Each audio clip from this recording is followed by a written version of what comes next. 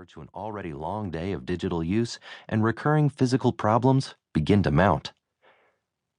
Messing with the mind.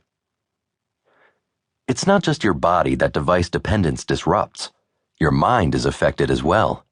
Constant attention to media like email and social network updates can curb your ability to process and retain information.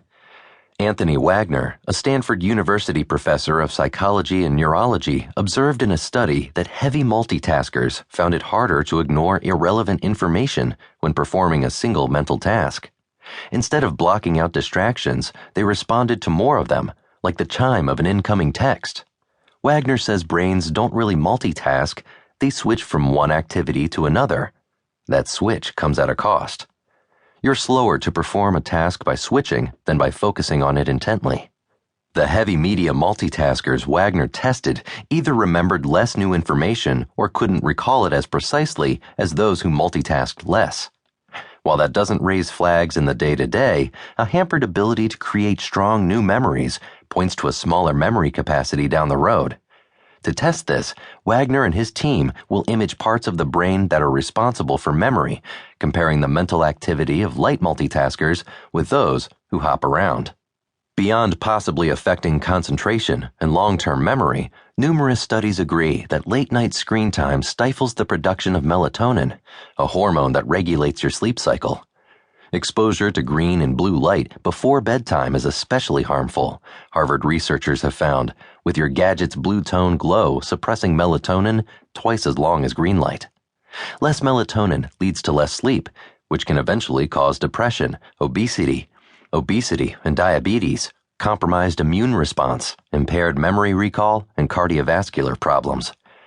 So apart from taking periodic breaks, what's a modern technologist to do? For some, the answer is to create spaces devoid of gadget use altogether, at least for a few hours at a time. No tech zones. One such space is Chicago's popular bar, the Violet Hour. Framed in the hallway, a sign proclaims the speakeasy's house rules. Rule number 1, no cell phone use inside lounge. For the record, rule number 14 is no cosmopolitans. It's a simple edict designed to keep the bar's atmosphere intimate and focused solely on classy cocktails and companionship, not on screens. The concept of the program is that there wouldn't be any TV, no distraction, explains Eden Lauren, the Violet Hour's managing partner. Lauren, who joined the bar in 2008, says that the posted etiquette has received some backlash in the last 5 years, as smartphone use has ballooned. But it hasn't kept customers from forming lines that stretch down the block. Instead, the clientele accepts and even appreciates the excuse to shut down. It seems to me there's a sense of relief to take a break from technology, Lauren says. Although the Violet Hour won't evict patrons for posting photos of their drinks to social networks, customers quickly put their phones away.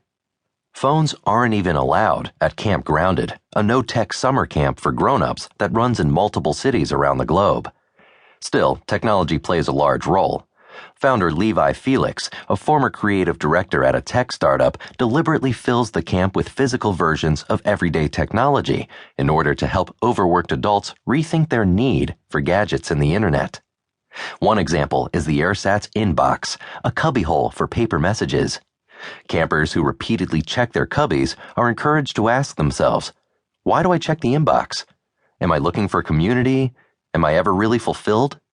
In San Antonio, Texas, chef Michael Sohaki's restaurant Gwendolyn takes a different approach to breaking away from tech.